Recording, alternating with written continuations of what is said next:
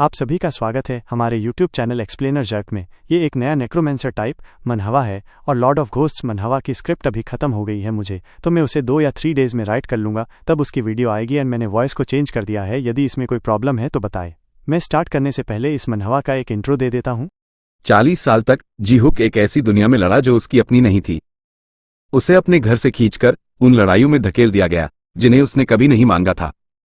लेकिन वो हीरो नहीं था, वो सेवियर नहीं था, वो एक ऐसा आदमी था जिसका बस एक ही गोल था, वापस अर्थ पर जाना। उसकी मर्जी के खिलाफ बुलाए जाने पर उसने खुद मौत को अपना मास्टर बना लिया, उसे अपने इशारों पर नचाने लगा। उठो मेरे मरे हुए मिनियंस।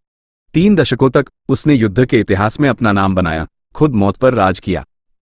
लेकिन आखिरकार सब कुछ एक पल में धराशायी हो गया। डेमन किंग बहुत जल्दी गिर गया। उसका महान युद्ध खत्म हो गया इससे पहले कि वो अपने सीक्रेट वेपन्स का इस्तेमाल भी कर पाता। और जब धूल छटी तो उसका लंबे समय से प्रतीक्षित रिवॉर्ड, घर लौटने का एक मौका, या तो उसने सोचा धोखा दिया गया, ठगा गया और जो कुछ भी उसने कमाया था सब छीन लिया गया। 30 साल का युद्ध, सब कुछ नथिंग के लिए। और जैसे ही वो अपनी शांति वापस पाने के लिए तैयार हुआ, मॉन्स्टर ने अब अर्थ पर हमला कर दिया। ये घर नहीं था, ये वो अर्थ नहीं थी जिसे वो जानता था। कुछ गलत था और एक नाम उसके दिमाग में जल रहा था, टेरोस। एक ऐसी दुनिया में फंसा जो अब समझ में नहीं आ रही थी। जी-हक वही करेगा जो वो सबसे अच्छा करता था, सर्वाइव। लेकिन इस बार वो युद्ध के लिए नहीं लड़ रहा था। ये कुछ बहुत बड़ा था, रिटायरमेंट। वो बस एक आलसी आदमी की तरह खाना और सोना चाहता था अपनी जिंदगी में एक बार। क्या उसे अब ये मिल सकता है? आखिर अब कहानी में गोता लगाते हैं। ये जगह केओस में थी। युद्ध छिड़ गया क्योंकि डीमंस डर के मारे भाग गए थे। उनके सामने मरे हुए मॉन्स्टर्स जमीन से उठे, उनकी खाली आंखें अजीब रोशनी से चमक रही थी। युद्ध का मैदान चीखों से भर गया था, लेकिन मरे हुए लोग चार्ज करते रहे और हैवक क्रिएट करते रहे। पास में एक आदमी मुस्कान के साथ खड़ा था। अगर आप सोच रहे हैं कि मरे हुए लोगों ने उस पर हमला क्यों नहीं किया, तो ऐसा इसलिए था क्योंकि वो उसकी आर्मी, उसकी क्रिएशन थे। उसका नाम जी-ह्यूक था और उसे अपने सामने का नजारा देखकर गर्व था, ये जानते हुए कि उसके सभी एफर्ट्स बेकार नहीं गए थे। उसके बगल में एक आदमी घबराकर खड़ा था, जी-ह्यूक और युद्ध के मैदान के बीच देख रहा था। उसके हाथ थोड़े कांप रहे थे जब उसने आखिरकार बात की, ये पूछते हुए कि जी-हुक हमेशा उसे हर लड़ाई के दौरान अपने पास क्यों रखना चाहता था। ये आदमी महान मेज टेरोस था, वो जिसने जी-हुक को इस दुनिया में बुलाया था। जी-ह्यूक ने एक सरल जवाब दिया। चूंकि टेरोस उसे यहां लाया था तो ये स्वाभाविक था कि वो देखने के लिए बगल में खड़ा हो। टेरोस, अभी भी असहज, ने रिप्लाई किया कि उसने जी-हुक को पहले भी कई बार लड़ते देखा था। उसने जोर देकर कहा कि ये बहुत था। लेकिन जी-हुक का चेहरा काला पड़ गया। उसकी आवाज में निराशा थी जब उसने टेरोस से पूछा कि उसके बहुत देखा है कहने का क्या मतलब था। उसने मेज को याद दिलाया कि वो अपने घर में सो रहा था जब उसे अचानक एक युद्ध में घसीटा गया जिसके बारे में वो कुछ नहीं जानता था। 30 साल तक वो बिना किसी साफ रीजन के लड़ा, कभी नहीं समझा कि ये युद्ध क्यों था। उसने ये भी कहा कि आखिरकार दुश्मन और उनके फॉलोअर्स में ज्यादा डिफरेंस नहीं था। एकमात्र कारण जिसके लिए वो लड़ा था वो ये था कि अर्थ पर लौटने का ये सबसे तेज तरीका था। एक तीखी नजर से जी-हुक ने टेरोस से बात बंद करने और जल्दी से लड़ाई खत्म करने के लिए कहा। लेकिन जैसे ही उसने अपनी आंखें अपनी आर्मी की तरफ वापस मोड़ी, निराशा की एक लहर उसके ऊपर छा गई। डेमन किंग बहुत आसानी से हार गया था। उसके मरे हुए सैनिकों ने दुश्मनों को बस कुछ ही पलों में खत्म कर दिया था। टेरोस उसके बगल में खड़ा था, जी-हुक के चेहरे पर असंतोष देखकर सरप्राइज था। लड़ाई खत्म हो गई थी, लेकिन जी-हुक खुश नहीं था। फिर उसने खुलासा किया कि उसने इस युद्ध के लिए 4 सीक्रेट वेपन्स तैयार किए थे। अगर उसे पता होता कि ये इतनी जल्दी खत्म हो जाएगा तो वो उन्हें शुरू से ही इस्तेमाल करता। अपनी निराशा के बावजूद जी-हुक मुस्कुराया। वो टेरोस की तरफ मुड़ा और डिक्लेयर किया कि डेमन किंग हार गया था। ये टेरोस के लिए अपना प्रॉमिस पूरा करने का समय था। बाद में जी-हुक सोने के पहाड़ के सामने खड़ा था, अपने हाथों को बांधकर अपनी दौलत की एडमायर कर रहा था। उसके चेहरे पर एक खुश करने वाली मुस्कान फैल गई। इतने सोने के साथ वो जब अर्थ पर वापस जाएगा तो आराम से रह सकता था। वो जो कुछ भी चाहता था खरीद सकता था, जैसा चाहे वैसा रह सकता था, और फिर कभी मनी की वरी नहीं करनी पड़ेगी। टेरोस उसके पास आया, उसका टोन सीरियस था। उसने जी-हुक को इन्फॉर्म किया कि सभी तैयारियां कंप्लीट हो गई हैं। अगर वो अर्थ पर वापस लौटना चाहता है तो वो अब ऐसा कर सकता है। फिर वो हिचकिचाया और पूछा कि क्या जी-हुक तुरंत जाने की प्लान बना रहा था या थोड़ी देर और रुकने की। जी-हुक ने इस क्वेश्चन पर उपहास किया। देरी करने का कोई कारण नहीं था। अगर वो रुकता है तो यहाँ के लोग वैसे भी उसकी प्रेजेंस एंजॉय नहीं करेंगे। टेरोस ने बहस करने की कोशिश की, ये कहते हुए कि ये सच नहीं था, लेकिन जी हुके ने उसे बीच में ही रोक दिया। उसे खोखली बातों में कोई इंटरेस्ट नहीं था, वो जाना चाहता था। अब टेरोस ने आ भरी, लेकिन और बहस नहीं की। उसने एक ऑब उठाया और समझाया कि ये स्टोन ही वो कारण था जिसकी वजह से जिह्यूक 30 ईयर्स तक इस दुनिया में रहा। इसने कॉज़ैलिटी के नियमों को बदल दिया था, जिससे वो बूढ़ा नहीं हो रहा था या समय के गुजरने का एक्सपीरियंस नहीं कर रहा था। जूक ने ज्यादा इंटरेस्ट के बिना सुना। उसने पूछा कि क्या स्टोन को तोड़ने से वो नियम बहाल हो जाएंगे और उसे उसी पल वापस भेज देंगे जब उसे यहां लाया गया था। टेरोस ने इसकी पुष्टि की, लेकिन उसने जिहुक को वार्न किया कि एक बार जब प्राकृतिक नियम बहाल हो जाएं तो उनका रेजिस्ट ना करे। जी हुक ने वार्निंग को मुश्किल से ही माना। उसने बिना किसी हिचकिचाहट के ऑब को पकड़ लिया। उसे तोड़ने से पहले उसने बुदबुदाया कि उसे कभी टेरोस या इस दुनिया में किसी और को जानकर मजा नहीं आया, इसलिए उसे उम्मीद थी कि वो उन्हें फिर कभी नहीं देखेगा।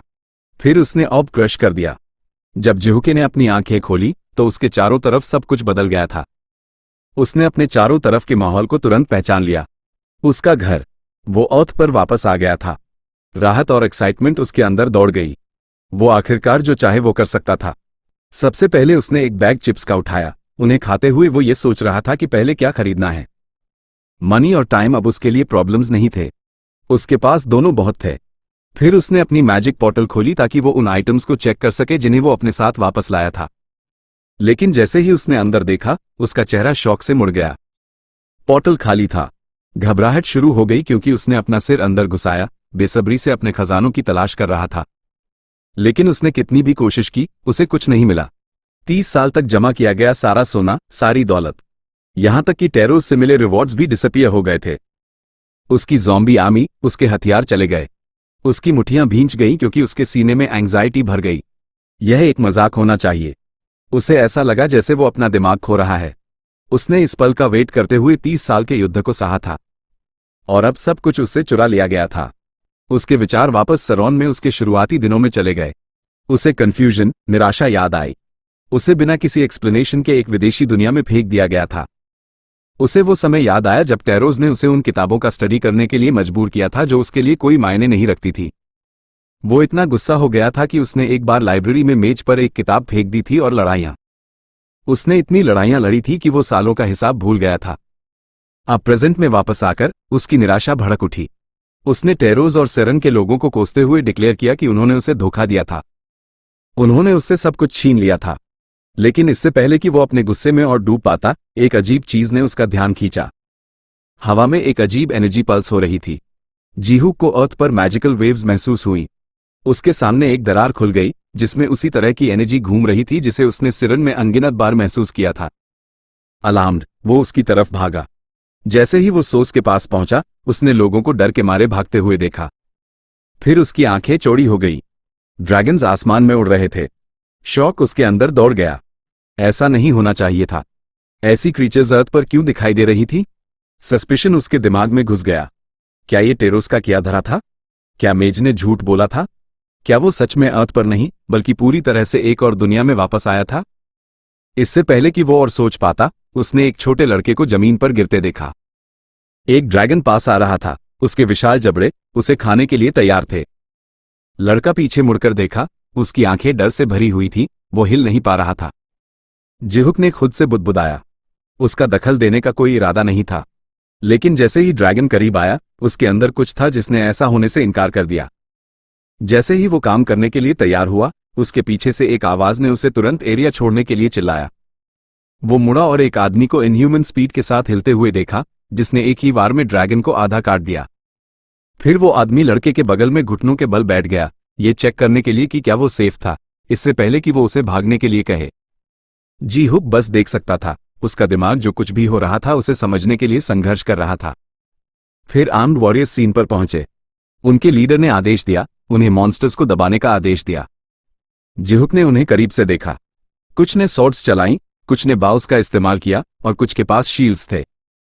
बिल्कुल सिरन के नाइट्स की तरह एक सोल्जर ने उसे देखा और आने वाले खतरे की वार्न करने के लिए एक स्पेल डाला। एक मैजिकल प्रोजेक्टाइल एक विशाल एक्सप्लोजन में उसके पीछे एक ड्रैगन को स्ट्राइक कर रहा था। फिर भी जिहुक नहीं हिला। इसके बजाय वो हंसा। उसके दिमाग ने आखिरकार टुकड़ों को जोड़ दिया था। ये अब अर्थ नहीं थी। और पहला नाम जो उसके दिमाग में आया वो टेरोस था। उसकी हंसी तब फीकी पड़ गई जब उसने अपनी मुट्ठियां भींच ली। उस मेज ने उसे धोखा दिया था और अब वो एक और नाइटमेयर में फंसा हुआ था। अगली सुबह जी हुक अपने घर में बैठा था, अपने कंप्यूटर स्क्रीन को घूर रहा था। मॉनिटर से धीमी रोशनी उसके चेहरे को रोशन कर रही थी क्योंकि वो उन सब बातों पर रिफ्लेक्ट कर रहा था जो हुई थी। पूरे एक दिन की रिसर्च के बाद उसने एक बात की पुष्टि कर दी थी। ये वही अर्थ थी जिसे वो जानता था। एकमात्र डिफरेंस गेट्स, मॉन्स्टर्स और अवेकन के रूप में जाने वाले अनोखी एबिलिटीज वाले लोगों की प्रेजेंस थी। वो अपनी चेयर में पीछे झुक गया, ये याद करते हुए कि कैसे टेरोज ने सिरन छोड़ने से पहले कॉज़ैलिटी के बारे में कुछ कहा था। उसने एक पल के लिए इस पर विचार किया, लेकिन जल्दी ही इसे छोड़ दिया। अब इसका कोई फर्क नहीं पड़ता।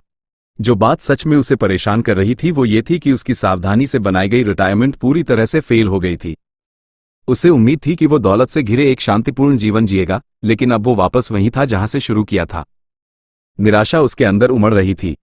उसकी उम्र के किसी को लिविंग कमाने के बारे में वरी नहीं करनी चाहिए।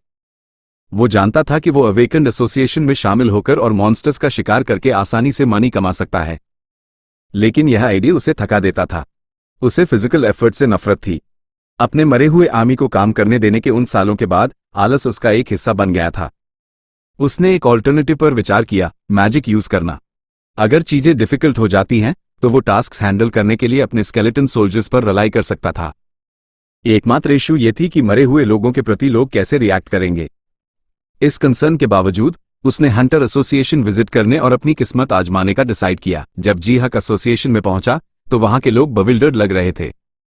उन्होंने जी हुक के अनडेड जैसा कुछ कभी नहीं देखा था, लेकिन उनके उत्सुकता भरे घूरने के अलावा सब कुछ आसानी से आगे बढ़ा। जी हुक को राहत महसूस हुई। सबसे अच्छी बात यह थी कि उन्होंने उसके स्केलेटन्स को समन मॉन्स्टर्स के रूप में क्लासिफाई किया था। इसका मतलब था कि उसे ज्यादा एक्सप्लेन नहीं करना पड़ेगा। फिर उनकी कॉम्बैट एबिलिटीज का टेस्ट करने का समय था। एक एग्जामिनर्स ने एक बैट उठाई और अनाउंस किया कि जी हुक्स अनडेड को उस पर अटैक करने की कोशिश करनी चाहिए। जैसे ही उसने अपना वेपन उठाया, स्केलेटन से एक बुरा ऑरा अमर्ज हुआ। वो अप्रत्याशित आक्रामकता के साथ एग्जामिनर पर झपटा। हालांकि जीहुक ने किसी के नोटिस करने से पहले ही ऑरा को दबा दिया। आखिर में एग्जामिनर ने एक ही वार में स्केलेटन को आसानी से डिस्ट्रॉय कर दिया। वो कंफ्यूज्ड लग रहा था, ये मानते हुए कि स्केलेटन जितना उसने सोचा था उससे कहीं ज्यादा कमजोर था। टेस्ट कंप्लीट होने के बाद उन्होंने जी हक को उसके रैंक पर डिस्कस करने के लिए एक प्राइवेट रूम में पहुंचाया। जैसे ही वो चले गए, उसने बहस की कि क्या उसे उनकी कॉन्वर्सेशन को सुनना चाहिए। उसकी क्यूरियोसिटी उस पर हावी हो गई। ईव्सड्रॉपिंग करते हुए उसने उन्हें उसके स्किल पर डिस्कस करते हुए सुना। उन्हें यह इंट्रीगिंग लगा, लेकिन साफ नहीं था। उन्होंने उसके स्केलेटन्स की कमजोर कॉम्बैट कैपेबिलिटीज की भी आलोचना की। आखिरी चीज जो उसने सुनी वो उनका अंतिम डिसीजन था। उसकी एबिलिटीज बहुत अस्पष्ट थीं, इसलिए एक एफ क्लास रैंक उसके लिए सबसे सूटेबल था और वो सभी अग्री हो गए। बाद में जी हक को उसका फ क्लास कार्ड मिला। उसने उसे उदासीनता से देखा और फिर उसे अपनी पॉकेट में डाल दिया। रैंकिंग उसके लिए मायने नहीं रखती थी। जो मायने रखता था वो मनी कमाना था। उस गोल को ध्यान में रखते हुए वो हंटिंग शुरू करने के लिए एक डंजन की ओर बढ़ा। ऑर्डिनरी नेक्रोमांसर्स के विपरीत जो अपने अनडेड को माना से फ्यूल करते थे, जी हुक एक अलग सिस्टम पर रिलाई करता था। ज्यादातर नेक्रोमांसर्स को उनकी सीमित मेंटल और मैजिकल कैपेसिटी की वजह से जितने क्रीचर्स को वो समन कर सकते थे उस पर एक सख्त सीमा का सामना करना पड़ता था। लेकिन जी हुक ने कुछ और एफिशिएंट डेवलप किया था। हंटिंग के दौरान उसके एक स्केलेटन्स को अचानक एक गोलम ने घेर लिया। गोलम ने हिचकिचाया और फिर अपने मुंह से एक हरा लिक्विड थूका। सब्सटेंस ने स्केलेटन का सिर तुरंत पिघला दिया, जिससे जी हुक क्षण भर के लिए एस्टॉनिश्ड रह गया। बिना किसी रुकावट के उसने कई मैजिक सर्कल्स समन किए और कमांड्स की एक सीरीज जारी की। अगर हरा लिक्विड फिर से निकलता तो स्केलेटन्स डॉज मनूवर 6 को अंजाम देंगे। अगर वो फेल हो जाता तो वो मनूवर 7 पर आगे बढ़ेंगे, फिर मनूवर 8 पर। अगर सब फेल हो जाता तो वो डिफेंस प्रोटोकॉल 11 को एक्टिवेट करेंगे, और अगर वो भी काफी नहीं था तो वो लास्ट रिजॉर्ट के तौर पर अटैक स्ट्रैटेजी 17 का सहारा लेंगे। ये सिस्टम एक एम्बेडेड प्रोग्राम की तरह काम करता था, जिससे उसके अनडेड को खास सिचुएशंस में ऑटोनोमसली एक्ट करने की परमिशन मिलती थी। इसने कांस्टेंट माइक्रो मैनेजमेंट की जरूरत को खत्म कर दिया, जिसका मतलब था कि वो जितने क्रीचर्स को कंट्रोल कर सकता था उसकी कोई सीमा नहीं थी। एफिशिएंसी अपने सबसे अच्छे रूप में जी हुक ने अपने माथे को रगड़ते हुए आह भरी। ये मेथड कंप्यूटर को प्रोग्राम करने जैसा लग रहा था, कुछ ऐसा जो उसने कभी नहीं सोचा था कि उसे फिर से करना पड़ेगा। शुरू में कन्फ्लिक्टिंग कमांड्स की वजह से अनगिनत एरर्स थे, लेकिन समय के साथ चीजें बेहतर हो गई थी। उसे याद आया कि 30 इयर्स के फाइन ट्यूनिंग के बाद उसने सिरन में सिस्टम को परफेक्ट कर दिया था। अगर उसके पास अब भी उस तक पहुंच होती तो उसे शुरू से शुरू नहीं करना पड़ता। उसने एक कड़वी हंसी हंसी। अगर उसके पास सिस्टम होता तो उसे काम करने की भी जरूरत नहीं पड़ती। वो पहले ही अमीर हो चुका होता। ये सब उस कमीने टेरोस की वजह से। अपनी निराशा को झटकते हुए उसने खुद को याद दिलाया कि शिकायत करने से कुछ हल नहीं होगा। उसे सिस्टम को फिर से बनाना होगा, एक बेसिक वर्जन से शुरू करके, और धीरे धीरे उसमें सुधार करना होगा। अपना फोन चेक करते हुए उसे एहसास हुआ कि वो 4 आवर्स से हंटिंग कर रहा था। ये दिन के लिए काफी था। जब जीव पोर्टल से बाहर निकला तो उसका स्वागत एक बड़ी भीड़ ने किया। लोग उसके स्केलेटन्स की आर्मी को देखकर एस्टोनिशमेंट से घूर रहे थे। फिर भी उनकी संख्या के बावजूद स्पेक्टेटर्स ने बुदबुदाया कि वो कितने कमजोर दिखते थे। कुछ ने कमेंट किया कि इसीलिए उसे एक F क्लास के रूप में रैंक किया गया था। उसने उन्हें इग्नोर किया और एक आदमी के पास पहुंचा जो उसका वेट कर रहा था। आदमी खुश होकर अपीय हुआ और जी हक को इन्फॉर्म किया कि उसने फिर से बड़ी संख्या में मॉन्स्टर्स हंट करने में मैनेज किया था। फिर उसने कुल कमाई की गणना की और फिर जी हुक्स अकाउंट में पेमेंट ट्रांसफर कर दी। जी हक ने अपना फोन देखा, बैलेंस चेक किया। उसने आह भरी। रिटायर होने के लिए उसके पास अभी भी बहुत रास्ता था। आदमी ने अपने कोऑपरेशन के लिए जिहुक को थैंक किया और उसे अश्योर किया कि जरूरत पड़ने पर वो हमेशा अवेलेबल रहेगा। जिहुक ने अपनी मौजूदा सिचुएशन पर सोचा। वो ज्यादा परेशान नहीं था। असल में वो एक कम रैंक रखना पसंद करता था। एक उच्च रैंकिंग से अवांछित ध्यान आकर्षित होता और वो यही आखिरी चीज चाहता था। अभी के लिए वो सहेगा। पास में उसने एक समूह को उसके बारे में डिस्कस करते हुए सुना।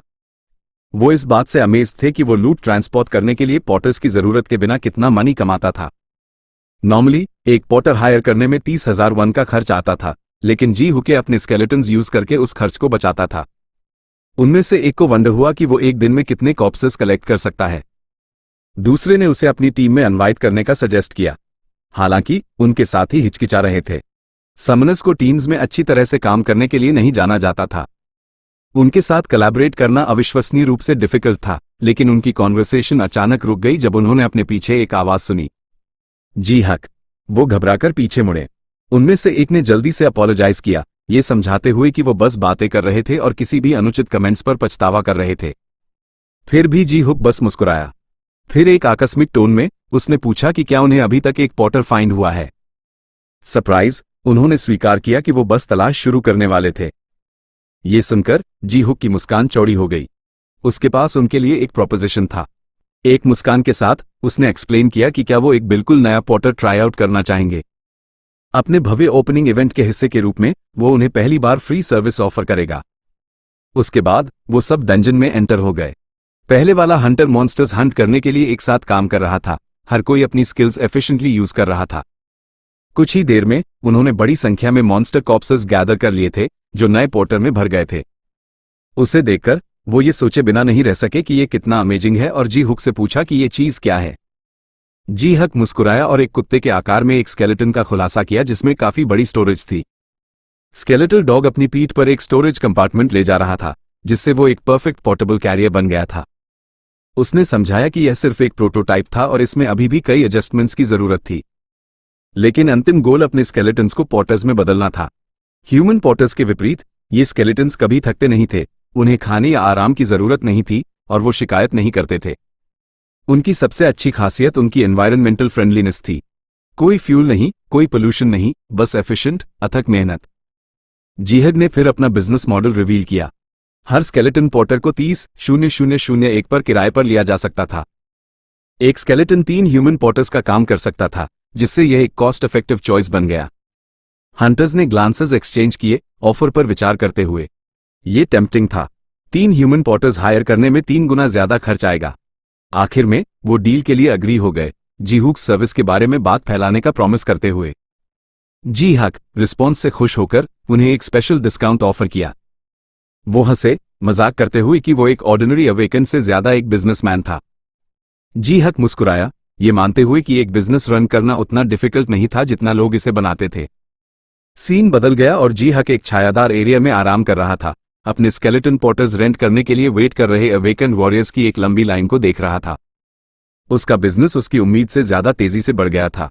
वो मुस्कुराया, कम से कम एफर्ट के साथ मनी के आने का मजा लेते हुए। भीड़ में एक लड़की ऑपरेशन मैनेज कर रही थी, रेंटल्स को एफिशिएंटली हैंडल कर रही थी और चीजों को ऑर्गेनाइज्ड रख रही थी। ये समझने के लिए कि वो कौन थी और वो जी हुक के लिए कैसे काम करने लगी थी, हमें समय में वापस जाना पड़ा। एक दिन अपने स्केलेटन सिस्टम को रिफाइन करने के लिए डंजन एक्सप्लोर करते समय जी हक बोर्ड हो गया था। उसने खुद से बुदबुदाया कि एक बार जब सब कुछ सेटअप हो जाएगा तो वो फिर कभी डंजन्स में एंटर नहीं करेगा। जैसे ही वो चला, एक चीज ने उसकी आंख को पकड़ा। एक बेजान शरीर ठंडी डंजन फ्लोर पर पड़ा था।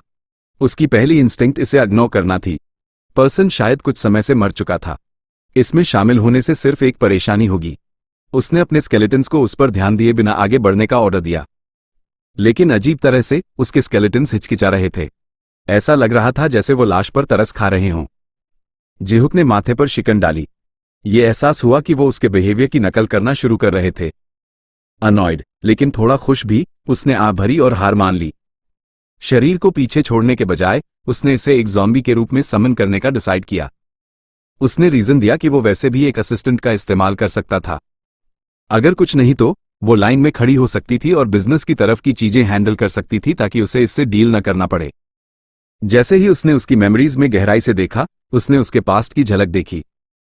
उसका नाम है सिवा था। उसका परिवार उस पर बहुत ज्यादा डिपेंड था। उसका छोटा भाई उससे ज्यादा काम न करने की भीख मांगता था। अगर जरूरत हो तो पार्ट टाइम जॉब करने की ऑफर भी देता था, लेकिन उसने मना कर दिया था, ये कहते हुए कि उसे अपनी स्टडीज पर फोकस करना चाहिए। वो आखिरकार एक अवेकन थी। जीहुक उसकी मेमोरी से बाहर आया और उसे इन्फॉर्म किया कि अब से वो उसके साथ काम करके जो भी मनी कमाएगी वो उसके परिवार को भेजा जाएगा। उसने उसे बताया कि ये मरने और अपने परिवार को अकेले संघर्ष करने के लिए छोड़ने से बेहतर था। फिर उसने उसकी मौत की मेमोरी देखी। वो लड़ाई में घायल हो गई थी और उसने अपने एक टीममेट से हेल्प मांगी थी, लेकिन उसकी मदद करने के बजाय उसने ठंडे दिल से लापरवाह होने के लिए उसे ब्लेम किया था। एक और अवेकन ने पूछा था कि उन्हें उसके बारे में क्या करना चाहिए, और पहले ने रिस्पॉन्ड किया था कि आंसर साफ था, उन्हें उसे पीछे छोड़ देना चाहिए। जब उन्होंने उसे छोड़ दिया तो उसने अपनी जिंदगी की भीख मांगी थी, लेकिन किसी ने नहीं सुनी। जूक ने आह भरी जब उसने वो आखिरी मेमोरी देखी। उसने रिमार्क किया कि उसकी कहानी सच में ट्रैजिक थी। लोग इतने क्रूर हो सकते थे। उसने उसे भविष्य में खुद का बेहतर ध्यान रखने के लिए कहा। फिर उसने उसे उसके नाम हे सीवा से बुलाया और डिक्लेयर किया कि वो एक F क्लास अवेकन थी, लेकिन अब वो उसकी असिस्टेंट थी। इस बीच वो उसे खाली घूर रही थी, अभी भी ये समझने की कोशिश कर रही थी कि अभी अभी क्या हुआ था, और इस तरह सिवा जी हुक के लिए काम करने लगी थी। प्रेजेंट में वापस जी हक अपनी चेयर में पीछे झुक गया, ये देखते हुए कि सोअर ऑपरेशन मैनेज कर रही थी। उसे मानना पड़ा कि वो बहुत अच्छा काम कर रही थी। उसे एक उंगली भी उठाए बिना प्रॉफिट्स रोल इन हो रहे थे। सब कुछ परफेक्टली चल रहा था। एकमात्र इशू उन लोगों से डील करना बाकी था जिन्होंने उसे डंजन में छोड़ दिया था। उसने रिवेंज लेने पर विचार किया, लेकिन आखिरकार डिसाइड किया कि यह बहुत ज्यादा परेशानी थी। अभी के लिए वो जाने देगा। बाद में उसे एहसास हुआ कि उसके स्केलेटन्स खत्म हो रहे थे। उसे यह भी लगा कि इस डंजन ने अपनी पीक हासिल कर ली थी। उसने पहले ही यहां पॉटर मार्केट को कोने में कर दिया था। शायद ये को चार्ज में रखने और दूसरी जगह जाने का समय था। फिर भी जल्दबाजी करने की कोई जरूरत नहीं थी। उसने सिचुएशन को थोड़ा और ऑब्जर्व करने का डिसाइड किया। इसी सोच के साथ वो बाथरूम की तरफ जाने के लिए उठा। इस बीच जी हुक्स ऑपरेशन से कुछ ही दूरी पर 3 पॉटर्स साथ खड़े थे जो साफ तौर पर निराश दिख रहे थे। उनमें से एक लड़की ने आह भरी, ये कंप्लेन करते हुए कि जी हक स्केलेटन्स ने उनका सारा बिजनेस चुरा लिया था। उसके बगल में बैठे एक युवक ने दूसरे गेट पर जाने का सजेस्ट किया, लेकिन शन सू, दूसरे आदमी ने सिर हिलाया। यह उनके सबसे नजदीक का गेट था, यहां से जाना इनकन्वीनियंट होगा। उसे एक अर्ल सूझा। उसने जी हक से एक रिक्वेस्ट करने का सजेस्ट किया। जो कुछ उसने देखा था उससे जी हुक एक बुरा पर्सन नहीं लगता था। तब लड़की ने पूछा कि उसके दिमाग में किस तरह की रिक्वेस्ट थी। आत्मविश्वास के साथ उसने जी हक से अवेलेबल स्केलेटन्स की संख्या कम करने या कम से कम मात्रा को थोड़ा कम करने के लिए कहने का प्रपोज किया। वो डाउटफुल थी, ये सवाल करते हुए कि क्या प्लान काम करेगा। एक और युवक ने तर्क दिया कि रिलोकेट करना ज्यादा स्मार्टर चॉइस होगा। उसने बताया कि अपने सभी स्केलेटन्स को किराए पर देने के बाद भी जी हुक के पास रिजर्व में और भी थे।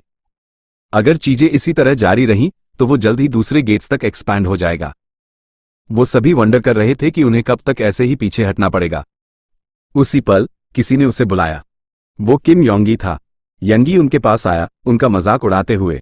उसे ये अजीब लगा कि एक एफ क्लास अवेकन ने स्केलेटन्स के साथ पॉटर बिजनेस पर कब्जा कर लिया था। उसने मुस्कुराते हुए कहा कि वो कुछ प्लान के साथ तैयार आया था। उसने खुलासा किया कि उसे दूसरे अवेकन का समर्थन था जो इसमें शामिल होने के लिए तैयार थे। chen su और उसके समूह को बस उसके साथ शामिल होना था। एक साथ वो मार्केट में बाढ़ ला सकते हैं और जी हुक को बाहर धकेल सकते हैं। समूह की लड़की ने माना कि ऑफर बुरा नहीं था। आखिर जी हुक के साथ कंपीट करने के लिए उन्हें सिर्फ 10,001 पर काम करना होगा। उसने उपहास किया, ये कहते हुए कि वो रादर कोई और जॉब फाइंड करेगी। तो उसने ये कंक्लूड किया कि जी हक ने सबसे पहले उनके काम की एथिक्स को तोड़ा था, तो वो यंगीज आइडिया के साथ जाएगी। chen su हिचकिचाया, ये कहते हुए कि जबकि वो सही कह रही थी, फिर भी इस समस्या को शांति से सुलझाने का एक तरीका हो सकता था। लेकिन उसके दूसरे फ्रेंड ने असहमति जताई, ये कहते हुए कि जबकि यह एक रीजनेबल आइडिया था, इस बात की कोई गारंटी नहीं थी कि यह काम करेगा। आखिर में उसके फ्रेंड्स ने यंगी का साथ देने का डिसाइड किया। ये सुनकर एक मुस्कुराहट के साथ युंगी ने chen su को एश्योर किया कि अगर उसने कभी अपना मन बदला तो उसका वापस स्वागत किया जाएगा। आखिरकार वो स्ट्रांग था। उनके चले जाने के बाद chen su वहां कन्फ्लिक्टेड महसूस करते हुए खड़ा था। उसने बुदबुदाया कि जो कुछ हो रहा था वो सही नहीं था, तो उसने जी हुक को चेतावनी देने के लिए एक मैसेज भेजने का विचार किया। इससे पहले कि वो कुछ कर पाता, एक जानी पहचानी आवाज उसके पीछे से बोली। chen su चौंककर उछल पड़ा। उसके पीछे जी हुक मुस्कुराते हुए खड़ा था। वो chen su पर मुस्कुराया और उससे कहा कि अगर वो सच में उसे चेतावनी देना चाहता है तो उसे बस कह देना चाहिए। खैर, ये मजेदार है, जी हुक ने मुस्कुराते हुए कहा, ये बताते हुए कि वो उसे थोड़ा पसंद करता है। chen su अब साफ तौर पर घबराया हुआ था। ये पूछने से पहले हिचकिचाया कि क्या जी हुक ने पहले जो कुछ भी कहा था वो सब सुना था। उसका एंग्जाइटी तभी और बढ़ा जब जी हक ने कैजुअली कंफर्म किया कि उसने वास्तव में सब कुछ सुना था। जी हक ने बात जारी रखी, ये कहते हुए कि कोई भी चीज उसे उन लोगों से ज्यादा परेशान नहीं करती जो उसके लिए ट्रैप सेट करने की कोशिश करते हैं। एक शरारती मुस्कान के साथ उसने माना कि वो इसमें शामिल सभी को एक कड़ा लेसन सिखाने की प्लान बना रहा था, लेकिन उसने अपना मन बदल लिया था। chen su की तरफ इशारा करते हुए जूक ने नोट किया कि उसे वो तरीका पसंद आया था जिस तरह से वो पहले बोला था, जिसने उसे सिचुएशन रिकंसिडर करने पर मजबूर कर दिया था। इस पर सोचने के बाद उसने chen su को एक पार्ट टाइम जॉब ऑफर करने का डिसाइड किया। उसने समझाया कि वो अपने बिजनेस को एक्सपैंड करने पर विचार कर रहा था और अगर chen su अग्री हो जाता है तो वो उसे एक अच्छी वेज देगा। ये सुनकर chen sus का चेहरा एंथुजियाज्म से चमक उठा। उसने जल्दी से रिस्पॉन्ड किया, ये सजेस्ट करते हुए कि अगर वो इस प्लान के साथ आगे बढ़ते हैं तो दूसरे पॉटर्स भी काम पर वापस आ जाएंगे। हंसते हुए जियुक ने माना कि वो कुछ समय से इसी आइडिया पर विचार कर रहा था। ऐसा लगता था कि यह अब तक की सबसे अच्छी प्लान थी जो उसने सोची थी। हालांकि उसका चेहरा काला पड़ गया क्योंकि उसने ये साफ कर दिया कि जब chen su ने दूसरे पॉटर्स का जिक्र किया तो उसका मतलब निश्चित रूप से उन लोगों से नहीं था जो परेशानी खड़ी करने में किम योंग गे के साथ शामिल हो गए थे। chen su के माथे पर पसीना आ गया। उसे एहसास हुआ कि जी हुक पूरी तरह से सही था। अपने फ्रेंड्स का डिफेंड करने के लिए संघर्ष करते हुए उसने समझाया कि उनके एक्शंस उनके हाल के फाइनेंशियल स्ट्रगल्स की वजह से थे। उसने जोर देकर कहा कि वो बुरे लोग नहीं थे और उसे बिलीव था कि अगर जी हायक उनसे बात करता और वही ऑफर देता तो वो उसे एक्सेप्ट कर लेंगे। एक गहरी सांस लेते हुए जी हुक ने कहा कि वो आमतौर पर बिट्रेयल को बिना सजा के नहीं जाने देता, लेकिन वो उस निराशा को समझता था जो फाइनेंशियल हार्डशिप के साथ आती है। इस वजह से वो उन्हें एक मौका देने के लिए तैयार था, लेकिन सिर्फ chen su की वजह से। हालांकि एक शर्त थी, chen su को ऑफर को एक सीक्रेट रखना था जब वो उन्हें कन्विंस करने की कोशिश कर रहा था। उसने समझाया कि अगर वो उस पर इतना ट्रस्ट करते हैं कि वापस आएं, तो ये साबित करेगा कि उनमें अभी भी कुछ वफादारी है, जो सबसे ज्यादा मायने रखता था। फिर उसने पूछा कि क्या chen su बिलीव करता है कि वो उन्हें मना सकता है। कोई और चॉइस न होने पर chen su ने कोशिश करने के लिए अग्री किया। इस बीच युंगी ने अवेकन के सामने खड़े लोगों का एक बड़ा समूह इकट्ठा कर लिया था जो उसके साथ काम करने के लिए अग्री हो गए थे। उसने आत्मविश्वास से उन्हें इन्फॉर्म किया कि सब कुछ तैयार था। पॉटर्स के बीच chen sus के फ्रेंड्स में से एक निराश लग रहा था जब उसने तथाकथित सपोर्ट टीम को नोटिस किया जिसका युंगी ने जिक्र किया था। वो युंग यक नाम का एक ई क्लास अवेकन निकला। युंग ह्यूक ने समूह का अभिवादन किया, हालांकि उनकी बेचैनी साफ थी। हालांकि पॉटर्स ने खुद को रिएश्योर किया कि एक ई क्लास टीम जी हक जैसे फ क्लास अवेकन को हैंडल करने के लिए काफी से ज्यादा होनी चाहिए। भीड़ को संबोधित करते हुए युंग हक ने सिचुएशन एक्सप्लेन करना शुरू किया। उसने दावा किया कि जी हुक स्केलेटन्स ट्राई आउट करने के बाद उसे वो अविश्वसनीय रूप से उपयोगी और सस्ते लगे थे। इतना कि अवेकन अब ह्यूमन पॉटर्स हायर करने पर विचार नहीं करते थे, यंगीज शोल्डर पर हाथ रखते हुए उसने नोट किया कि यंगीज केस अलग था, क्योंकि उसने उसके एम्प्लॉय के तहत एक पॉटर के रूप में काम किया था, जिससे उसे एक स्थिर इनकम प्रोवाइड होती थी। इस कारण से यूंग हक ने डिक्लेयर किया कि पॉटर्स के अधिकारों में हस्तक्षेप करना और उनकी रक्षा करना उसकी ड्यूटी थी। इकट्ठा हुए पॉटर्स ने एग्रीमेंट में बुदबुदाया, जीने के लिए काफी मनी कमाने की अपनी इच्छा व्यक्त की। एक मुस्कान के साथ यूंग हक ने उनसे अपनी प्लान को ध्यान से सुनने के लिए कहा। उसकी स्ट्रेटेजी जी हुक के घर जाने के समय को ट्रैक करना और उनके प्रोटेस्ट का समय तय करना था, ताकि यह सुनिश्चित हो सके कि उसे भागने का कोई मौका न मिले। प्लान जी हक को तब तक प्रोवोक करना था जब तक कि वो लड़ने के लिए अपने स्केलेटन समन नहीं कर लेता। उसी पल यूंग यक और उसकी टीम उसे हैंडल करने के लिए आगे आएगी। पॉटर्स ने प्लान पर विचार किया, ये महसूस करते हुए कि अगर सब कुछ इच्छित के अनुसार होता है तो ऐसा लगेगा जैसे जी हुक ने उन पर पहले अटैक किया था। इस तरह वो निर्दोष होंगे। हालांकि यूंग हक ने फिर खुलासा किया कि उसका इसमें शामिल होना मुफ्त नहीं था। उसने अपने कमीशन में इंक्रीज की मांग की, इसे 15% से बढ़ाकर 25% कर दिया। ये सुनकर योंगी ने तुरंत आपत्ति जताई। यूंग हक को याद दिलाया कि यह उनके ओरिजिनल एग्रीमेंट का हिस्सा नहीं था। लेकिन यूंग हक मुस्कुराया, ये पूछते हुए कि क्या यंगी सच में बिलीव करता है कि वो मुफ्त में दूसरे अवेकन से डील करने में हेल्प करेगा। इससे पहले कि यंगी रिस्पॉन्ड कर पाता, यूंग हक ने वार्न किया कि वो बस जूक को उसका सारा काम संभालने दे सकता है, खासकर अगर यंगी बढ़ी हुई रेट पे करने के लिए तैयार नहीं था। फिर उसने बताया कि अगर वो अरेंजमेंट से नाखुश था तो युंगजी हमेशा कोई और जॉब फाइंड कर सकता था। कोई ऑल्टरनेटिव न होने पर योंगजी अनिच्छा से अग्री हो गया। सैटिस्फाइड, यूंगयुक ने योंगी सेंस ऑफ रिस्पॉन्सिबिलिटी की प्रेस की, उन सभी को तय समय पर मिलने के लिए याद दिलाया। एक बार जब वो और उसकी टीम चले गए तो बचे हुए पॉटर्स ने यंगी को घेर लिया। उनकी निराशा साफ थी। उन्होंने सवाल किया कि वो ऐसी शर्तों पर कैसे अग्री हो सकता था, ये जानते हुए कि टैक्सेस के अलावा 25% का पे करना उनके पास रहने के लिए लगभग कुछ भी नहीं छोड़ेगा। फ्रस्ट्रेटेड, योंगजी ने जी हक को हर चीज के लिए ब्लेम किया, ये दावा करते हुए कि अगर जी ह्यूक ने अपना बिजनेस शुरू नहीं किया होता तो उनकी इनकम कम नहीं होती और उन्हें जंगत जैसे अवेकन पर रिलाई करने की जरूरत नहीं पड़ती। फिर उसने उनसे कहा कि अगर वो नाखुश हैं तो वो जाने के लिए फ्री हैं। हालांकि उसने वार्न किया कि अगर वो ऐसा करते हैं तो वो ज्यादा समय तक नहीं टिकेंगे। इससे पहले कि वो कोई डिसीजन ले पाते, चान सू आ गया। उसने उन्हें शांत होने के लिए कहा, यह एश्योर करते हुए कि प्रॉब्लम को ऐसे मेजर्स का सहारा लिए बिना हल किया जा सकता था। हालांकि योंगी ने गुस्से में पूछा कि वो वापस क्यों आया था। चान सू ने समझाया कि उसने उन्हें दूर से देखा था और वो उन्हें इन्फॉर्म करना चाहता था कि उनके जाने के बाद उसने जी हुक से बात की थी। ये सुनकर योंगीज एंगर और बढ़ गया, चान सू पर बिट्रेयल का आरोप लगाते हुए। चान सू ने उसे रिएश्योर करने की कोशिश की, उसे कोई डिसीजन लेने से पहले सुनने के लिए कहा। उसने समझाया कि उसने जी हुक से उन्हें लिविंग कमाने में हेल्प करने का एक तरीका ढूंढने के लिए कहा था और जी हायक एक सोल्यूशन के साथ आने के लिए अग्री हो गया था। उसने बताया कि उसके सभी समन क्रीचर्स के साथ भी जी ह्यूक अकेले सब कुछ मैनेज नहीं कर सकता था, तो वो उसके साथ कोलैबोरेट करने के लिए पॉटर्स हायर करेगा। एक युंजी ने बीच में ही बात काट दी, ये दावा करते हुए कि ये फॉल्स होप से ज्यादा कुछ नहीं था। उसने सवाल किया कि वो कैसे यकीन कर सकते हैं कि जेहुक उन्हें धोखा नहीं दे रहा था।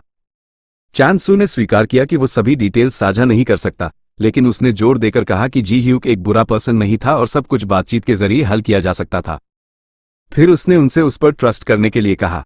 पॉटर्स हिचकिचाए इससे पहले कि उनमें से एक ने रिमार्क किया कि चानू हमेशा भरोसेमंद था, उसने जब उसे मनी की जरूरत थी तब उसकी हेल्प की थी। हालांकि यंगी ने इसे एक्सेप्ट करने से इनकार कर दिया, ये कहते हुए कि उन्हें अपने काम की खुद ही रक्षा करने की जरूरत थी। उसके प्रोटेस्ट के बावजूद चंसूस फ्रेंड्स ने आखिरकार उस पर ट्रस्ट करने का चूज किया। उन्होंने योंगी का साथ देने के बजाय उसकी बात न सुनने के लिए अपोलोजाइज किया। बहुत खुश होकर चांशू ने उन्हें एश्योर किया कि उन्होंने सही चॉइस किया था। जैसे ही वो जाने की तैयारी करने लगे, युंगी ने उन्हें आवाज दी। उसने वार्न किया कि अगर वो अब जाते हैं और वो थिंग्स नॉर्मल रिस्टोर करने में सक्सीड हो जाता है तो उनके पास काम करने के लिए कोई जगह नहीं होगी।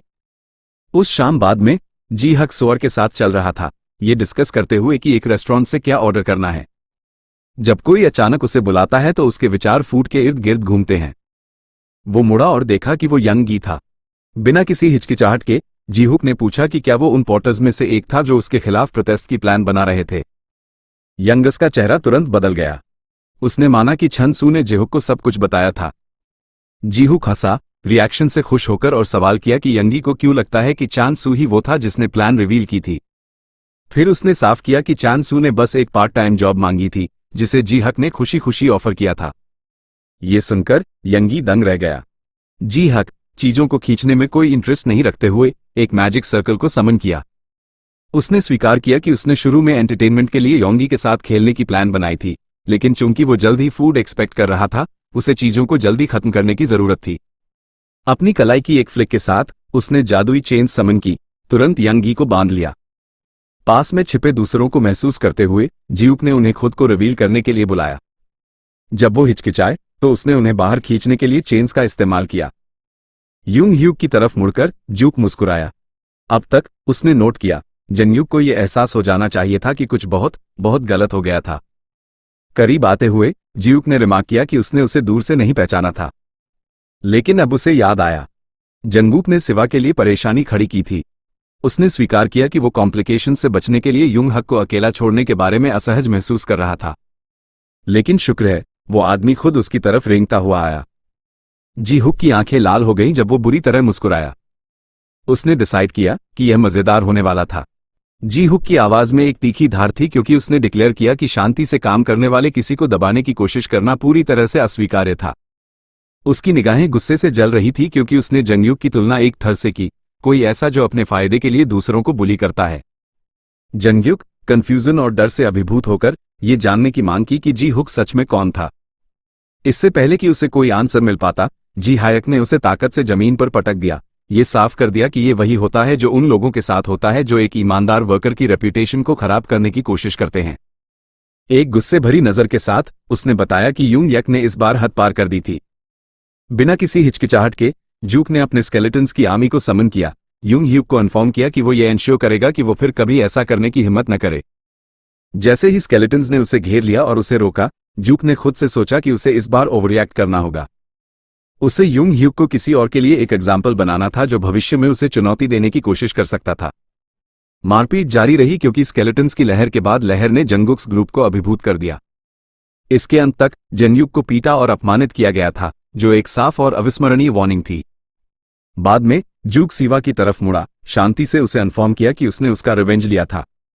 एक उदार पर्सन होने के नाते उसने कहा कि उसने जाने देने से पहले उन लोगों के अपीयरेंसेस को भी एडजस्ट कर दिया था जो बुरी तरह घायल हुए थे, ये इंश्योर करते हुए कि उसका सम्मान पूरी तरह से बहाल हो गया था। एक बार जब युंगुक और उसके समूह ने अपना लेसन सीख लिया, तो छनसू और बाकी पॉटर्स जिन्होंने उसके साथ रहने का चूज किया था, जी ह्यूक के पास पहुंचे। उन्होंने जो कुछ भी किया था उसके लिए उसे थैंक किया। जी हक ने कैजुअली रिस्पॉन्ड किया कि उसे वैसे भी काम में हेल्प करने के लिए लोगों की जरूरत थी, तो उनका ग्रैटिट्यूड अनावश्यक था। क्यूरियस, चानू ने पूछा कि दूसरे पॉटर्स का क्या हुआ था। जी हक शरारती ढंग से मुस्कुराया और रिप्लाई किया कि उसने बस उनके साथ एक संक्षिप्त चैट की थी, उन्हें फिर से वही गलती न करने के लिए याद दिलाया। फिर उसने सभी को पास्ट से आगे बढ़ने और ज्यादा इंपॉर्टेंट मैटर्स पर फोकस करने के लिए कहा। उसके साथ जीहुक ने अपना नवीनतम बिजनेस प्रपोजल रिवील किया। उसने अनाउंस किया कि उसका ऑफर 2501 था और एक महत्वपूर्ण पॉइंट साफ किया, भविष्य में उनके लिए काम की कभी कमी नहीं होगी। अपनी विजन पर जोर देने के लिए जी हुके ने अपना मैजिक पोर्टल खोला, जिसमें 6 पैरों के साथ एक विशाल स्केलेटन समन किया। उसने समझाया कि यह उसका नवीनतम डिजाइन था, एक स्केलेटल स्ट्रक्चर जो अपने अंदर ह्यूमंस को ले जाने में सक्षम था। उसने आत्मविश्वास से कहा कि यह नया इन्वेंशन उनके काम को पहले से भी ज्यादा आसान बना देगा।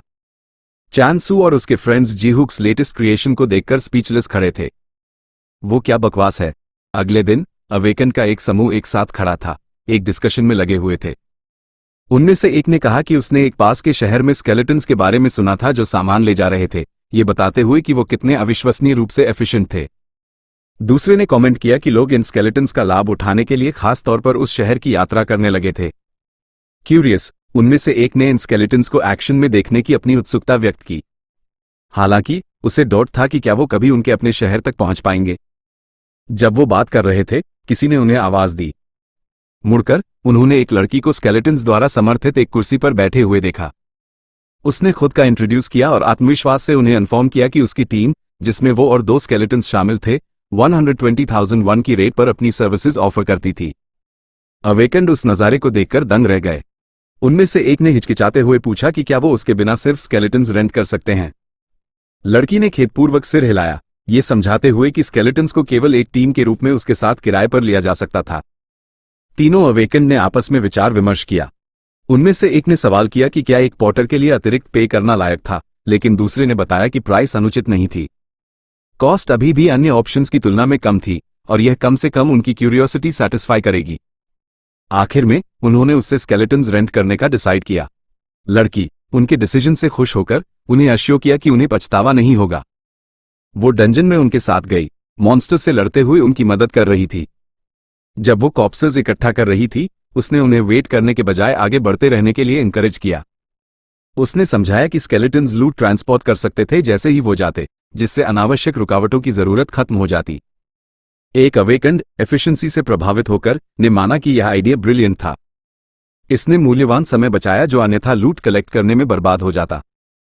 जब एक नया मॉन्स्टर अपीयर हुआ तो लड़की ने जल्दी से उन्हें अलर्ट किया। जैसे ही लड़ाई शुरू हुई, उसने प्रोटेक्शन के लिए खुद को उनके अंदर बंद करने के लिए स्केलेटन्स को एक शील्ड के रूप में इस्तेमाल किया। अवेकन ने इस स्ट्रैटेजी को देखा, ये कमेंट करते हुए कि यह कितना चतुर था। स्केलेटन्स को एक मोबाइल फोर्ट्रेस के रूप में इस्तेमाल करके पॉटर्स सेफ्टी की गारंटी दी गई थी जिसमें अतिरिक्त प्रोटेक्शन की जरूरत नहीं थी। लड़ाई खत्म होने के बाद लड़की स्केलेटन से बाहर निकली और तुरंत कॉप्सेस गैदर करना शुरू कर दिया। एक अवेकन ने उन आइटम्स के बारे में पूछा जिन्हें उन्होंने पहले इकट्ठा किया था। उसने कैजुअली एक्सप्लेन किया कि जब वो लड़ रहे थे तब सब कुछ पहले ही सॉर्ट कर लिया गया था। ये सुनकर उसने उसकी एफिशिएंसी के लिए अपनी एडमिरेशन व्यक्त की। फिर उसने जिक्र किया कि वो उसके साथ फिर से काम करना चाहता था और भविष्य के हंस के लिए स्केलेटन्स रिजर्व करने के बारे में पूछा। उसने खुशी खुशी अग्री किया, उसे अश्योर करते हुए कि यह कोई प्रॉब्लम नहीं होगी। कहीं और जी हायक सिवा के साथ खड़ा था, ये देखते हुए कि नई skeleton team secondary monster products के लिए अंडरग्राउंड मार्केट पर हावी रही। उनकी एफिशिएंसी और अफोर्डेबिलिटी ने उन्हें बहुतों के लिए पसंदीदा चॉइस बना दिया था। उनकी सक्सेस के बावजूद जी हुक एक अजीब एहसास को दूर नहीं कर सका। कुछ अजीब लग रहा था। उसे याद आया कि सरोन ग्रह पर लोग उसके स्केलेटन्स के प्रति डर से रिएक्ट करते थे। फिर भी यहां अर्थ पर हर कोई बिना किसी हिचकिचाहट के उनका स्वागत करता था। उसने मुख्य डिफरेंस पर विचार किया। इन स्केलेटन्स का इस्तेमाल सख्ती से पॉटर्स के रूप में किया जाता था, कॉम्बैट के लिए नहीं। चूंकि उन्हें वेपन्स के रूप में नहीं देखा जाता था, लोग उन्हें बिना डर के एक्सेप्ट करते थे। हालांकि जी हुक चीजों को और आगे ले जाना चाहता था। वो अपने प्रॉफिट्स को और भी बढ़ाने के लिए स्केलेटन्स का बड़े पैमाने पर प्रोडक्शन करना चाहता था। लेकिन वो जानता था कि एक साथ बहुत ज्यादा प्रोड्यूस करने से निस्संदेह ध्यान आकर्षित होगा, कुछ ऐसा जो उसकी शांतिपूर्ण रिटायरमेंट प्लान्स को बाधित कर सकता था। उसने उन सीमाओं पर विचार किया जिनका नॉर्मल समनर्स सामना करते थे, जो एक समय में केवल 10 स्केलेटन्स कंट्रोल कर सकते थे। इस बीच उसने पहले ही उस सीमा को बहुत पार कर लिया था। अगर वो संख्या को और बढ़ाता तो वो बहुत ज्यादा स्टैंड आउट होने का जोखिम उठाता। एक पल के लिए उसने सोचा कि क्या उसे इनेविटेबल हेडेक से डील करने के बजाय इस आइडिया को छोड़ देना चाहिए। अपनी नजर सोअर की तरफ मोड़ते हुए उसने नोटिस किया कि वो पूरी तरह से अपने फोन में खोई हुई थी। उसे देखते हुए उसे अचानक एक पेरेंट जैसा महसूस हुआ जो अपने डिवाइस से चिपके हुए बच्चे से डील करने की कोशिश कर रहा था। क्यूरियस, उसने उसके हाथ से फोन ले लिया, ये वंडर करते हुए कि किस चीज ने उसका ध्यान खींचा था। उसे सरप्राइज हुआ, वो आइडल परफॉर्मेंसेस देख रही थी। निराश होकर उसने रिमार्क किया कि वो बहुत बड़े प्रेशर से डील कर रहा था जबकि वो खुशी से आइडल वीडियोस एंजॉय कर रही थी। फिर एक सोच उसके दिमाग में आई, वो आइडल्स बहुत ज्यादा मनी कमाते थे, शायद वो भी फेमस हो सकता था। लेकिन फिर उसने इस आइडिया को छोड़ दिया, ये एहसास करते हुए कि फेम के साथ प्राइवेसी का नुकसान होता है। वो बस इतना मनी कमाना चाहता था कि वो शांति से रिटायर हो सके। हालांकि एक और एहसास ने उसे चौंका दिया, भले ही वो फेमस न हो, बहुत ज्यादा मनी कमाने से भी ध्यान आकर्षित होगा। अगर वो इनेविटेबल था तो वो इसे काम में लगा सकता था। बिना किसी हिचकिचाहट के उसने मैनेजर पार्क से कांटेक्ट किया। गी यक ने उसे इन्फॉर्म किया कि वो बोन्स की क्वांटिटी बढ़ाना चाहता था जिसे वो खरीद रहा था। मैनेजर पार्क ने खास बातें पूछी जिससे गी यक को अपने बैंक अकाउंट बैलेंस चेक करने के लिए कहा गया। बिना किसी हिचकिचाहट के जी हुक ने कहा कि वो 32 मिलियन की कीमत की बोन्स खरीदना चाहता था। मैनेजर पार्क बड़ी सम से दंग होकर एक पल के लिए हिचकिचाया। जी हक अनफेज्ड ने समझाया कि वो अपने सभी अर्निंग्स को अपने ऑपरेशंस एक्सपैंड करने में फिर से इन्वेस्ट कर रहा था और उम्मीद करता था कि पार्क ट्रांजैक्शन एफिशिएंटली हैंडल करेगा। ये सुनकर मैनेजर पार्क अब बहुत खुश था, ने केवल सबसे अच्छी क्वालिटी की बोन्स प्रोक्योर करने का प्रॉमिस किया। उसके साथ उसने कॉल खत्म कर दिया। जी हक ने राहत की सांस ली, ये जानते हुए कि बोन सप्लाई का ध्यान रखा गया था। अब से मैनेजर पार्क उसके लिए उन मामलों को हैंडल करेगा। अब आगे सोचने का समय था। उसने एक बड़े वेयरहाउस को अपने ऑपरेशन के हेडक्वार्टर्स के रूप में किराए पर लेने पर विचार किया, एक ऐसी जगह जहां वो रोजाना स्केलेटन्स का बड़े पैमाने पर प्रोडक्शन कर सकता था। लेकिन जैसे ही उसने इस बारे में और सोचा, उसके दिमाग में एक नया आइडिया आया। रोजाना स्केलेटन्स प्रोड्यूस क्यों करे जब वो उन सभी को सिर्फ एक दिन में क्रिएट कर सकता है। अगले हफ्ते डायरेक्टर यंग संग हू ने अवेकन रजिस्ट्रेशन के ऑफिस से रिपोर्ट्स रिव्यू करते हुए अपने ऑफिस में बैठा था। ऊपर देखते हुए उसने पूछा कि क्या रिपोर्ट करने के लिए कुछ भी उल्लेखनीय था। एक रिसर्चर्स अपने नोट्स के जरिए फ्लिपिंग करते हुए ने रिस्पॉन्ड किया कि कुछ भी खास जरूरी नहीं था, लेकिन कुछ ऐसा जिक्र किया जिसने उसका ध्यान खींचा था। ये हांजी हक अवेकन्ड से जुड़े एक विशेष मैनेजमेंट केस से संबंधित था, जो ट्रांसपोर्टर स्केलेटन्स क्रिएट करने के लिए जिम्मेदार था। रिसर्चर ने नोट किया कि हाल के रिकॉर्ड्स के अनुसार जी हक ने पिछले महीने 32 स्केलेटन्स प्रोड्यूस किए थे। डायरेक्टर यंग अप्रभावित होकर पूछा कि इस इंफॉर्मेशन को अब क्यों लाया जा रहा था। रिसर्चर ने समझाया कि उसे हाल ही में पता चला था कि जीहुक ने आधिकारिक तौर पर साउरॉन नाम की एक कंपनी शुरू कर दी थी, जो आज खुलने वाली थी।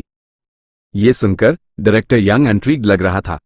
उसने रिमार्क किया कि सच्ची सक्सेस इस बात पर डिपेंड करती है कि एक पर्सन अपनी एबिलिटीज का कैसे इस्तेमाल करता है।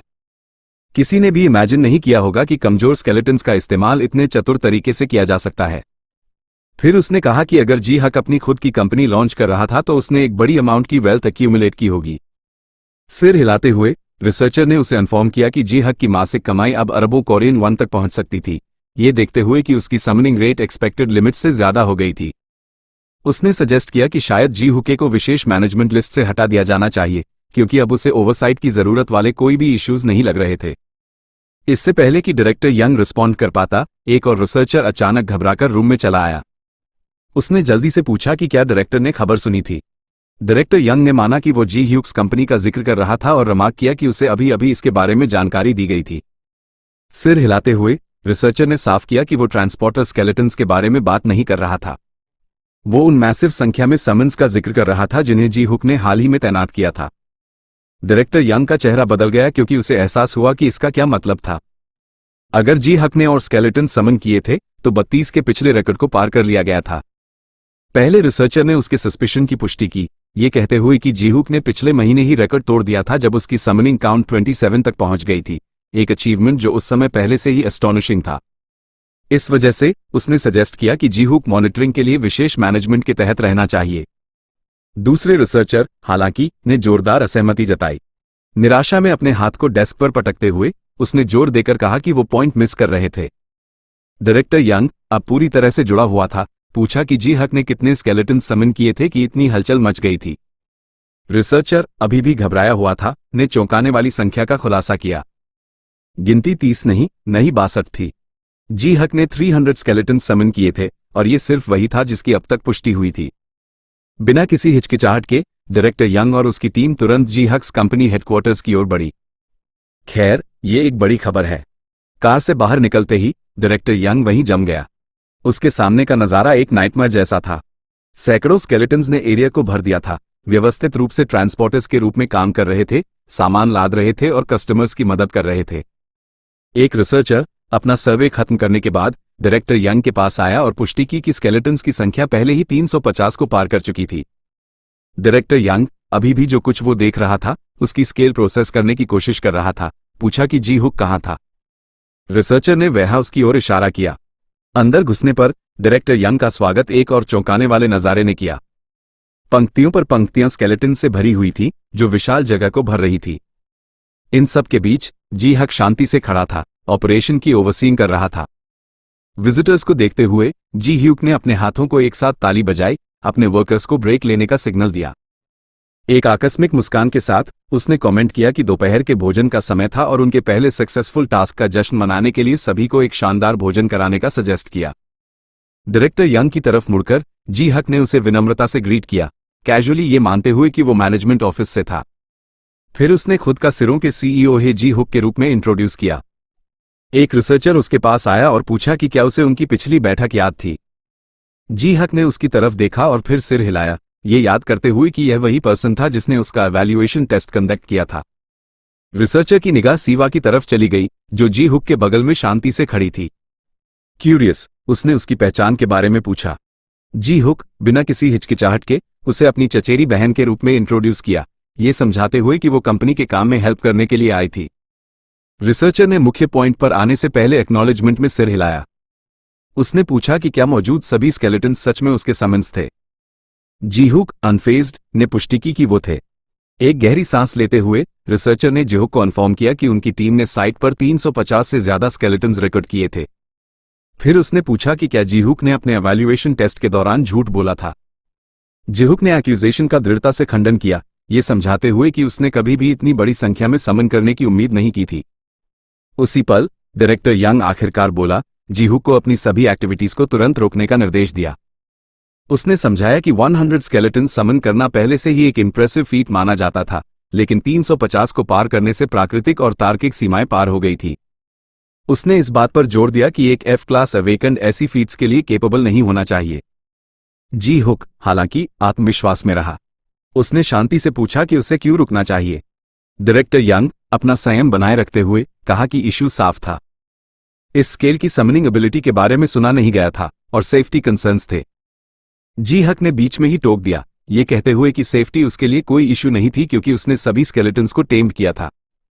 उसने यहां तक समझाया कि उसने अपनी कंपनी एस्टैब्लिश करते समय एक लॉयर से सलाह ली थी और ये इंश्योर किया था कि सभी समनिंग रिलेटेड लॉज की अच्छी तरह से समीक्षा की गई थी। उसने साफ किया कि एक अवेकन जितने समन्स को कंट्रोल कर सकता है, उस पर कोई कानूनी प्रतिबंध नहीं थे। डायरेक्टर यंग ने हिचकिचाया और फिर धीरे से रिसर्चर से पूछा कि क्या कोई मौजूदा कानून थे जो जीहक को रोकने को सही ठहरा सकते थे। रिसर्चर एक पल सोचने के बाद ने स्वीकार किया कि कानून ने इस तरह की बड़े पैमाने पर समनिंग की कभी उम्मीद नहीं की थी। ये सुनकर जी ह्यू ने आत्मविश्वास से बात काट दी। उसकी कंपनी कानूनी और वैध रूप से एस्टैब्लिश्ड की गई थी। उसने विशेष कानून का हवाला दिया जो अवेकन्ड इंडिविजुअल्स को लाभ के लिए अपनी एबिलिटीज रेंट आउट करने की परमिशन देता था। उन्हें याद दिलाया कि जब उसने पहली बार स्केलेटन्स इंट्रोड्यूस किए थे तब सेफ्टी कंसर्न्स कभी नहीं उठाए गए थे, इसलिए कोई प्रॉब्लम नहीं थी। आखिर में रजिस्ट्रेशन ऑफिस स्टाफ खुद को उसके खिलाफ कोई भी कार्रवाई करने में असमर्थ पाया। जीहुक की सावधानीपूर्ण कानूनी तैयारियों ने उन्हें बहस करने के लिए कोई जगह नहीं छोड़ी थी। उन्हें जाते हुए देखते हुए जीहक सीईओ की तरफ मुड़ा और आत्मविश्वास से डिक्लेयर किया कि सब कुछ एक साथ लॉन्च करने का उसका डिसीजन सही था। उसने समझाया कि अगर उसने स्केलेटन्स ग्रेजुअली समन किए होते तो उन्हें उसे रोकने के लिए लूप होल्स फाइंड हो जाते। हालांकि उन्हें उनकी समझ से परे किसी चीज से अभिभूत करके उसने उन्हें लकवाग्रस्त कर दिया था। फिर उसने सोचा कि क्या उसे इस मेथड को जारी रखना चाहिए, रोजाना 300 स्केलेटन्स समन करने की संभावना पर विचार करते हुए। एक और भी बोल्डर आइडिया उसके दिमाग में आया। अगर वो 2000 स्केलेटन स्टॉकपाइल करता और उन सभी को एक साथ रिलीज करता तो कोई भी उसे चुनौती नहीं दे पाएगा। इस सोच से उत्साहित होकर उसने डिक्लेयर किया कि वो तुरंत शुरू करने के लिए तैयार था। हालांकि जैसे ही एक्साइटमेंट खत्म हुआ, फटीग हावी हो गई। उसने पहले ही 1000 ट्रांसपोर्टर स्केलेटन्स क्रिएट कर लिए थे।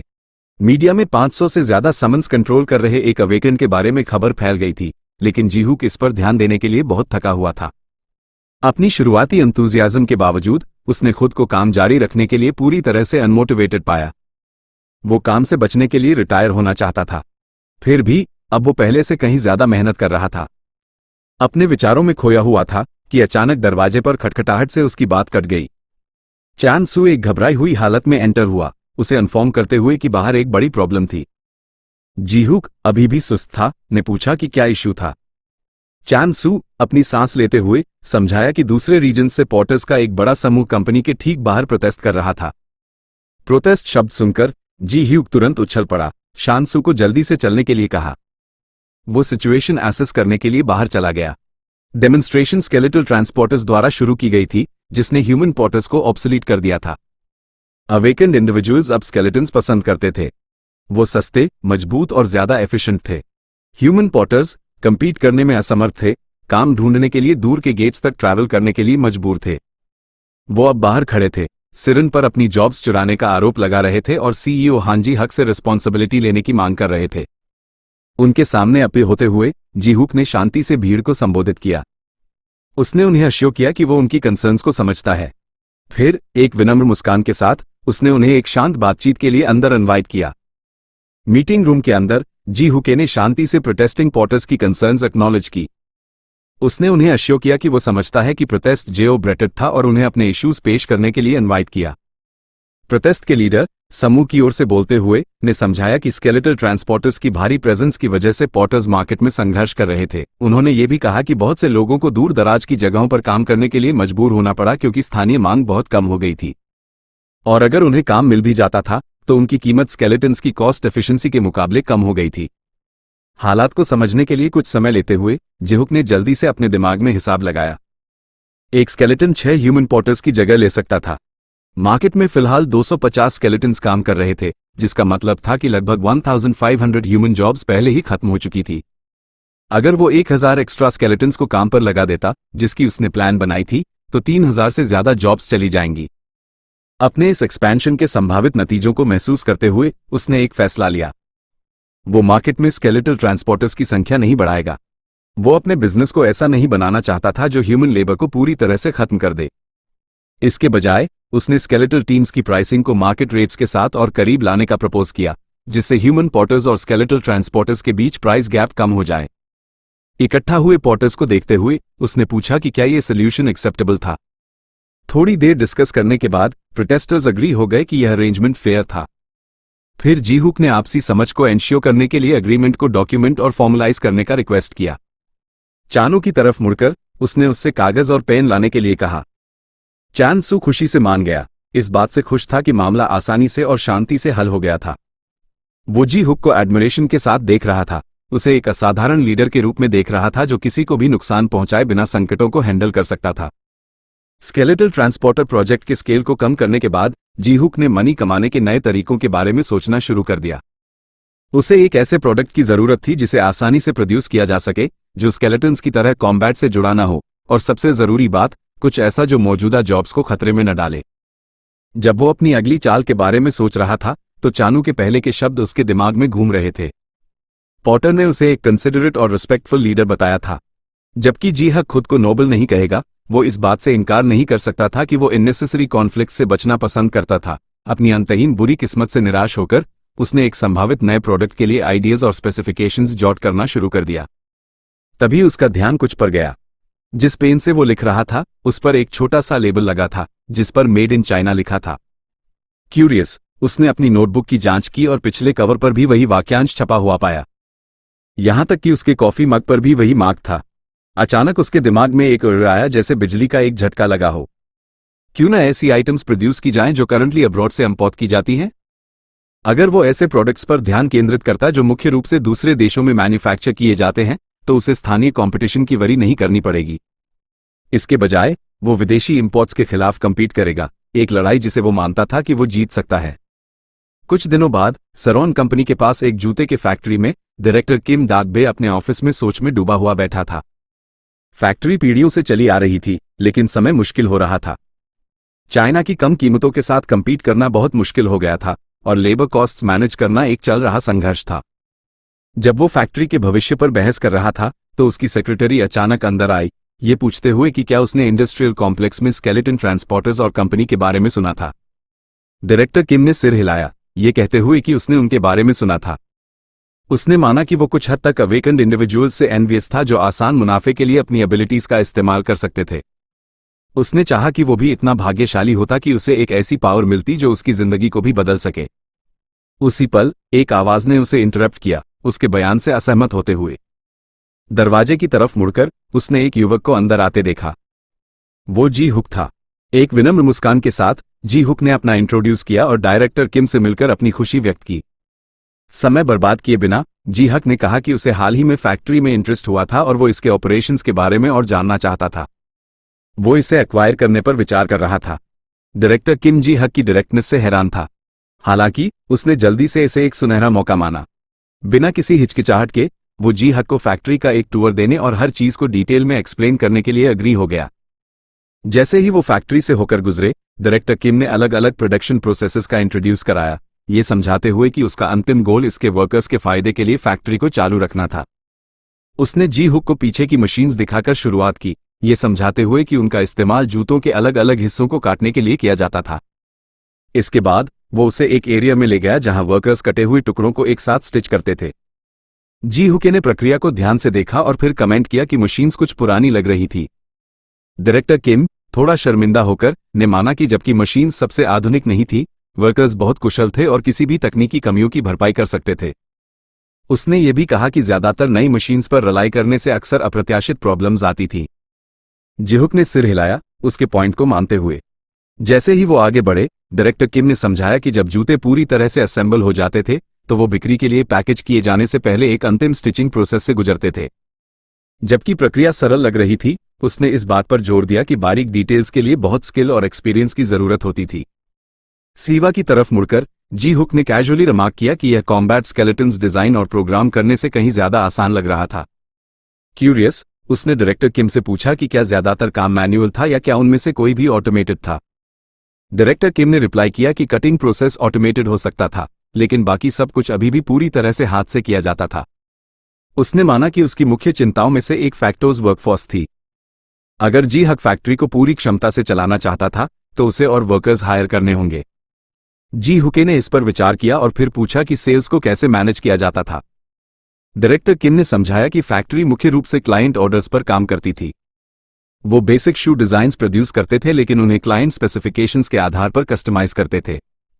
जी हुके ने फिर पूछा कि क्या वो पहले से इन्वेंट्री प्रोड्यूस करके बाद में बेच सकते थे। डायरेक्टर किम ने माना कि यह संभव था, लेकिन वार्न किया कि बिना बिकी स्टॉक से फाइनेंशियल लॉसेस हो सकते हैं।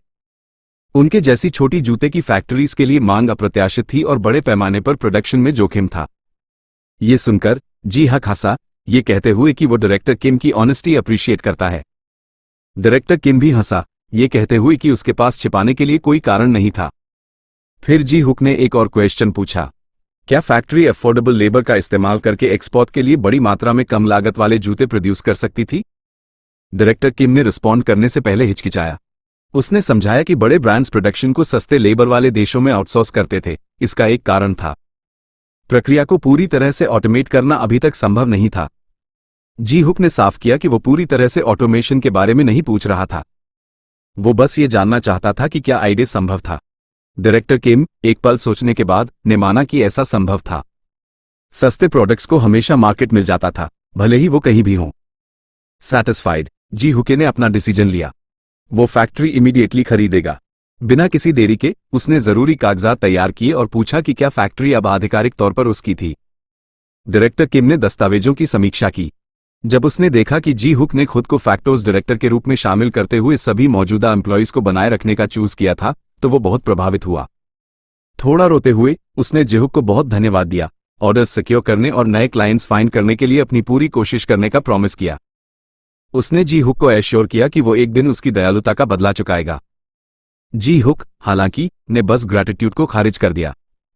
उसने समझाया कि वो पहले से ही इन्वेंट्री बिल्ड करने और इसे सीधे एक्सपोर्ट्स के माध्यम से बेचने की प्लान बना रहा था। फिर, बिना किसी चेतावनी के, उसने अपनी समनिंग एबिलिटी एक्टिवेट की। एक एक करके स्केलेटल फिगर्स उनके सामने अपीयर हुए। डायरेक्टर किम की तरफ मुड़कर जी हक ने factors newest employees, intern skeletons का इंट्रोड्यूस कराया। उसने डायरेक्टर किम को उन्हें जरूरी स्किल सिखाने का निर्देश दिया, उसे एश्योर करते हुए कि वो बिना किसी हिचकिचाहट के ऑर्डर्स का पालन करेंगे। डायरेक्टर किम अटेंशन में खड़े अनगिनत स्केलेटन्स को घूर रहा था, बस शौक में मुंह खुला छोड़ सकता था। क्या ये सभी स्केलेटन्स अभी अभी फैक्ट्री इंटर्न्स बन गए? स्केलेटन्स ने तुरंत डायरेक्टर किम्स कमांड्स का पालन किया, अपने सौंपे गए टास्क को शुरू करने के लिए यांत्रिक प्रिसिजन के साथ आगे बढ़े। डायरेक्टर किम फैक्ट्री को गति के साथ अलाइव होते हुए देख रहा था। उसने रिमार्क किया कि यह इतने सालों में इतना लाइवली कभी नहीं रहा था। उसने इस रिवाइवल का श्रेय पूरी तरह से नए सीईओ को दिया।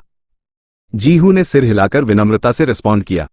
उसने जोर देकर कहा कि ऐसी प्रेस की कोई जरूरत नहीं थी, इस बात पर जोर दिया कि ये डायरेक्टर किम ही थे जिन्होंने ये एंश्योर किया था कि सभी इश्यूज एफिशिएंटली रिजॉल्व हो जाएं। फिर भी डायरेक्टर किम ने माना कि उसने कभी स्केलेटन्स को एक फैक्ट्री में काम करते हुए देखने की उम्मीद नहीं की थी। एक स्केप्टिकल एक्सप्रेशन के साथ उसने पूछा कि क्या यह अरेंजमेंट कानूनी भी था। जी हुक ने उसे एश्योर किया कि कोई भी कानून नहीं तोड़ा जा रहा था। फिर फोकस बदलते हुए उसने सजेस्ट किया कि वो वर्तमान में प्रोड्यूस किए जा रहे जूतों की जांच करें और उनकी क्वालिटी एवैल्यूएट करें। डायरेक्टर किम ने तैयार प्रोडक्ट्स में से एक को उठाया और ध्यान से उसकी जांच की। उसने माना कि क्वालिटी एक्सपेक्टेड से बेहतर थी, हालांकि फिर भी हाथ से बने क्राफ्ट्समैनशिप के बराबर नहीं थी। जी हुक उसकी आवाज में हिचकिचाहट महसूस करते हुए ने उससे अस्पष्ट होना बंद करने के लिए कहा। वो एग्जैक्ट डिटेल्स चाहता था कि किस चीज में सुधार की जरूरत थी। उसके शब्दों को गंभीरता से लेते हुए डायरेक्टर किम ने बताया कि स्टिचिंग कमजोर थी और उसमें ध्यान देने योग्य गैप्स थे। बिना किसी हिचकिचाहट के जी हुके ने स्केलेटन्स प्रोग्रामिंग एडजस्ट की और नए इंस्ट्रक्शंस दिए। थोड़ी देर बाद एक संशोधित जूता प्रोड्यूस किया गया। इसे डायरेक्टर किम को सौंपते हुए उसने दूसरी एवैल्यूएशन के लिए कहा। जूते की बारीकी से जांच करते हुए डायरेक्टर किम की आंखें शौक से चौड़ी हो गईं। उसने पुष्टि की कि खामियों को पूरी तरह से ठीक कर दिया गया था।